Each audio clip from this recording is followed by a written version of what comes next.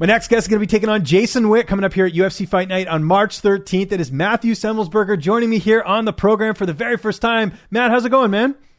Good, brother. How about yourself? No complaints. I'm really happy to be talking to you. I know you made the debut back in August. Here we are talking about a fight in February. Was this the right amount of time off, or are you trying to get a fight in between there?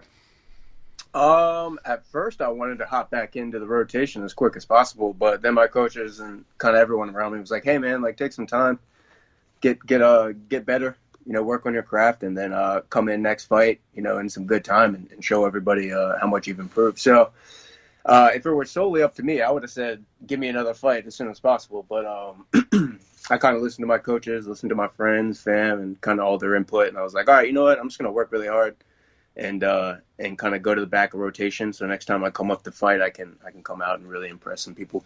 No, that's a good support system. And you need people like that, right? To maybe give you, an outlook that maybe you're not thinking of. Because of course, as a fighter and like a lot of people, you want to keep the momentum going, right? So I think that's good. Was it just, they were worried about, you burning out because you had a lot of fights, or was it injuries? Like what was sort of the reason they wanted you to take a bit of time off? Do you know? Honestly, I think it was more of the skill development. Oh, cool. Okay. Of like the physicality and everything like that, man. Like I'm in shape. I'm strong enough. I'm big enough. I'm fast enough to hang with these guys. But as well as I do at the UFC level, man, being strong and fast and athletic and stuff like that, it's only going to get you so far. Really, it's probably not even going to get you into the UFC. What's really going to get you there is the hard work and working your craft and getting good at the sport itself. So that's kind of what was behind me, putting a little bit of a hold on getting back into the cage. Let's talk about that debut. Carlton minus, unanimous decision victory. Pretty dominant win. You must have been happy with your performance outside of maybe getting a finish. I mean, it's always nice to get that W in the UFC right out of the way. Oh yeah, for sure, man. It was like, for me, it was solid, pretty solid performance. I wasn't satisfied with it, but I was happy that I got the win, and I was happy that I was able to showcase some of my skills. But yeah, man, I would have liked to finish him, especially in the second round. I caught him with a good right hand, and I kind of hopped on his back and tried to choke him. I kind of wish I didn't go for that. I wish I kind of would have just kept striking with him. Mm-hmm. But originally, I was supposed to fight Philip Rowe for my debut. I remember that, yeah.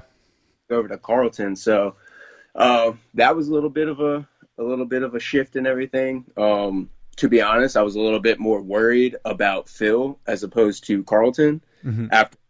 After looking, at their records, watching their films, I just felt that Phil was a more dangerous fighter.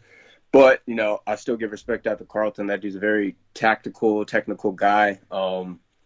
He's really hard to hit. He's got really good footwork. So it was a good learning lesson, man. It was good, kind of like one of those fights where I really had to get technical and try to like cut this guy off, and it was good for me, I think, man, in like that fight IQ mental game. So, well, a couple things about that fight. First off, you were a big underdog heading into the fight, which I didn't really understand. Like, I get you were fighting a guy with a good record, and I'll explain why in a second, but did you have anyone win money on the fight? Anyone message you being like, "Thanks, man, you won me a bunch of money"? Yeah, dude, I had like a bunch of my friends, a bunch of random people just hitting me up like, "Thanks, dude. That was awesome." Anyone win any like serious money, or was it like anyone tell you they won like a ton? I want to say this one. I don't know, some random dude on Instagram that was like in my message request. He was, I guess he's super into betting, him and his friends. But I think he made like $1,000 or like maybe like a little bit more or something like that. But once again, I'm pretty sure I'm the underdog this fight too, but I like being slight underdog though. There's a difference, and we'll get into that in a sec. But the other thing I wanted to mention about Carlton, and it's nothing against him, it's that he's an Alaska FC fighter, and for whatever reason, these guys pad their records. I don't know why. Like you mentioned he had a good record, but if you actually look at who he fought, there's a lot of losing opponents in there. So it's weird. I don't know. I've noticed a trend from that promotion. I don't know why. I don't know if they can't find good fights or if they are sort of padding guys up. But if you look at guys that have been through that promotion, typically they don't do too well in the UFC. So that was another reason why I was a little bit surprised about the discrepancy in the odds in that. Were you aware of that? Because you mentioned his record, but I don't know. Did you look at who he was fighting? Yeah. So when I got the opponent change and I was like, obviously doing my homework on him and stuff like that, I saw that he had fought pretty much solely in Alaska FC for all of his fights. Mm-hmm. I don't know, man. I guess to me, I guess it's like one of those things where like just the pool of fighters that you have to choose from, people from Alaska I don't think really have necessarily the means to to go all the way to the like mainland United States and fight all these guys. Like, for instance, with me, like I fought from amateur to pro, bounced up to New York, went to Pennsylvania. I had like options in different states, which means, you have different athletes. And it's like in high school, the difference between a 1A school and a 4A or a 5A school, the more pool of people you have, generally you're going to have, the chances of you running across better athletes or better fighters is a little bit higher. But I will say those Alaskan dudes are friggin' tough as nails, man. They can take some shots. Yeah, no, they certainly can. And actually, there's a couple notable fighters from Alaska just off the top of my head. You got Lauren Murphy, you've got Jared Cannonier, you've got Gina Mazzani and her brother from there as well. So not throwing any shade, but I do notice with that promotion, for some reason, you get guys like Jordan Wright's another example. He's a UFC middleweight. He had a bunch of opponents. I think he fought a guy who was like 0-11 in his career. So anyways, not going to dwell too much on that. Just wanted to point that out as well. But you're fighting a guy who is very battle tested in Jason Witt. He's got an 18-6 record. What do you know about him? How do you feel like you match up against him here? Jason's a veteran, man. He's been around for a while. Obviously, the 18-6 record. He's got a lot of pro fights, which means he's got good fight IQ. He's lost 6 times. And looking at his record, you know what I mean? That's shown that he's capable of being on a streak and taking a loss like a man and getting back on his horse and keeping on riding. So I know he's going to be a tough guy, and like I said, he's a veteran. He knows what he's doing. But other than that, in terms of his actual skill sets and stuff like that, I know, at least from watching his fights and looking at his record and all that stuff, his A game seems to be on the ground, on top of people, ground and pounding, and then setting up different submissions or passes and stuff like that. But looking on his stand-up game, it seems like he does a pretty good job of using his feet and his footwork to kind of set up, boxing combinations to enter into his single legs and stuff like that. So he's pretty savvy with his game. You can definitely tell he's come a long way with it. And I know he comes from a very good gym.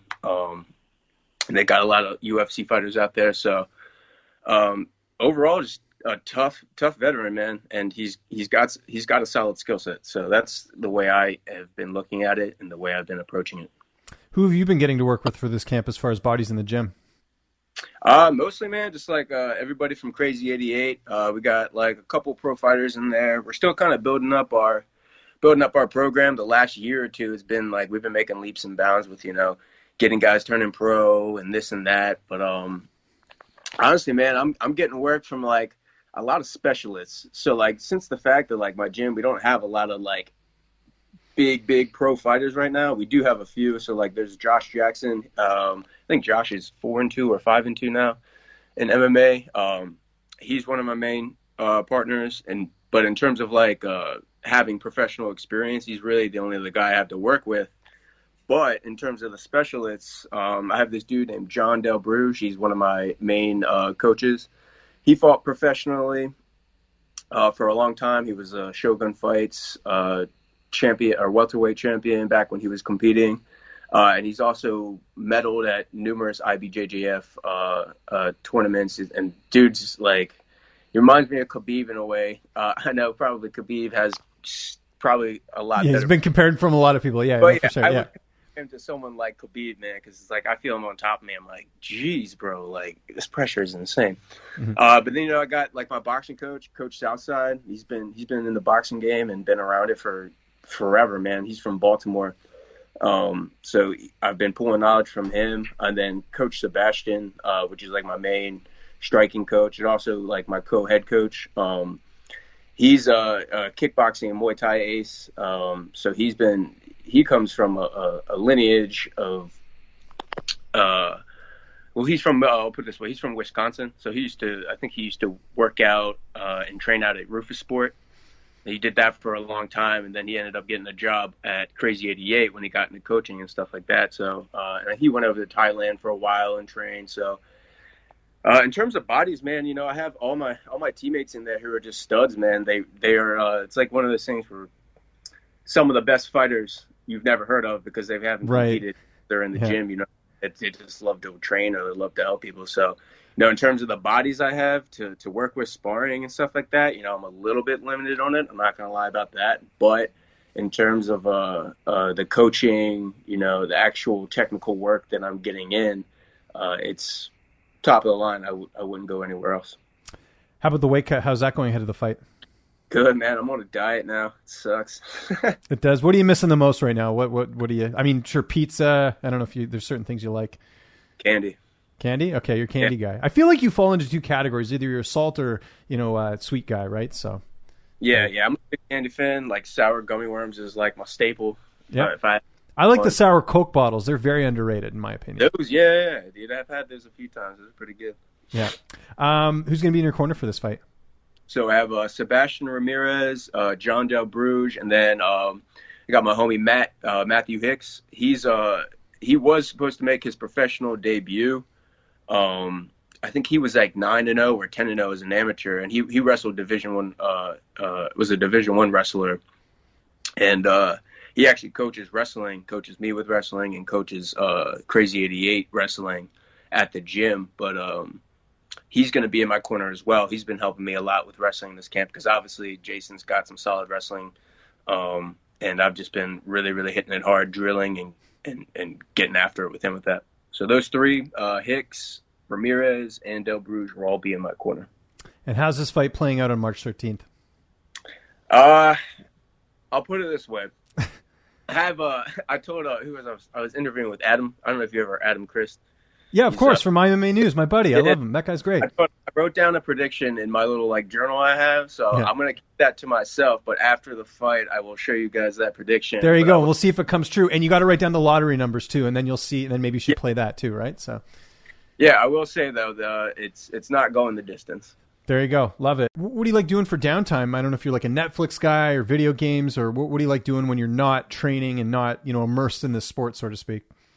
Yeah, so I like video games. I'm a pretty big gamer. But I also like Dungeons and Dragons, like D&D. Oh, nice. Yeah, of course. Yeah. Yeah, so I have like a couple groups of my best friends. I have like all my football friends that I played high school and college ball with that I'm really tight with. And then I have my college friends I have. And then I have my nerd group of friends who I've been tight with, ever since elementary school. But they're all into Dungeons and Dragons, anime, and stuff like that. So the last couple of years, man, I've been getting really into Dungeons and Dragons and watching animes, fighting animes, of course. I'm super into. I'm watching this one anime right now. It's an old school one called Cowboy Bebop. Yeah, I've heard of that. Yeah. Yeah, I'm watching that right now. But yeah, dude, I'm huge into video games as well. But NHL, Madden. I love this game called Rocket League. Of course. Yeah, everyone knows Rocket League. Yeah, that's a great game. Yeah. Rocket League. Cool. Who's your team in NHL? I'm curious. Oh, the Caps, man. Oh, so you're Caps fan then? Oh, yeah, big time. Okay, Alexander Ovechkin's you don't know this because it's the first time we're doing an interview. Alexander Ovechkin's one of my favorite players. I'm Canadian. I live in Vancouver, but Ovechkin, I like Ovechkin more than Sidney Crosby, which I know is a cardinal sin here in Canada, but I love Ovechkin. So Ovi's a beast. Yeah, and we got a couple Caps on our team this year. We've got Nate Schmidt, we've got Braden Holtby in net, and Jay Beagle as well. If you remember, they were all on the Cup team. Dude, Beagle was one of my favorite players ever. His hustle, man, is insane. I wish that hustle came over to Vancouver. He's struggling a bit, but in general, they're a good group of guys on our team. I really enjoy them. So. Heck yeah, man. If you ever get the chance, come to DC. I'd love to. I want to do all the arenas. That's the goal. I did, what was it, in 2019 before the pandemic, I went to Pittsburgh and saw the Canucks play there. Nice. So I'm trying to hit every arena. That's sort of the goal there. But anyways, don't want to bore my audience here with my hockey stuff. We'll get into some hockey talk next time. But either way, we're looking forward to this card. March 13th, UFC Fight Night. Matt, this was awesome. I really appreciate the time. Just anyone you want to thank, any sponsors, any social media, I'll give you the last word. Yeah, just want to thank my teams, Crazy 88 MMA and Clinch Academy of Martial Arts in Frederick, Maryland.